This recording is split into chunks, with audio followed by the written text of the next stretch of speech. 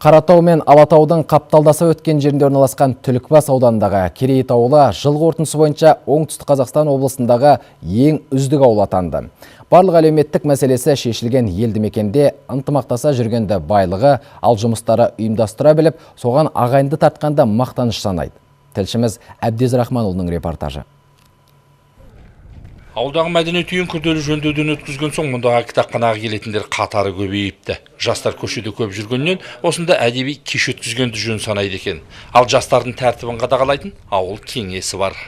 Бұзықшылық жасаған балаларды да өшерде өзінің жаңағы істеген тірлігін бетіне басып, ұялтып, қайтадан істемейтіндей жағдайға келтіреміз.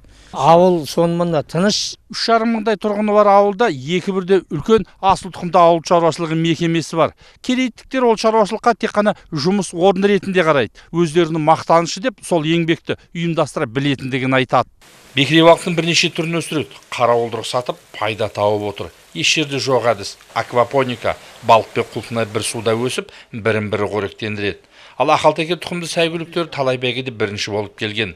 Ауыл азаматтарының дені шаруашылықтарда еңбек етеді. Есік алдында көкөніс егіп, күн көріске жаратады. Ауылға су жеткізетін арықты көктемде асарлатып, өздері тазалайды екен.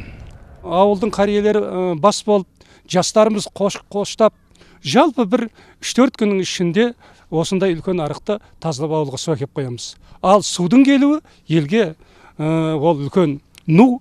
Аудандағы әлеуметтік мәселесі оң шешілген ауыл санатындағы Керейіт елді мекені үлгі ретінде облыстық комиссияға ұсынылған болатын. Бар жағдайы екшелі келе бірінші орынды беруге лайық деп танылған. Газ, свет, су, жол мәселесі толық біткен ауылдың қатарына жатады. Бұл дегеніміз мемлекеттің үлкен саясатының арқасында болған тірлік деп ойлаймын. Елдің ынтымағы мен бірлігінің арқасы деп білемін. Алдағы жыл ауылдағы демалыс аймағын кеңейтіп, қаладан келетіндерге қызмет көрсету аясын кеңейтпекші екен. Оны да ауылдан шыққандар ұйымдастырып жатыр.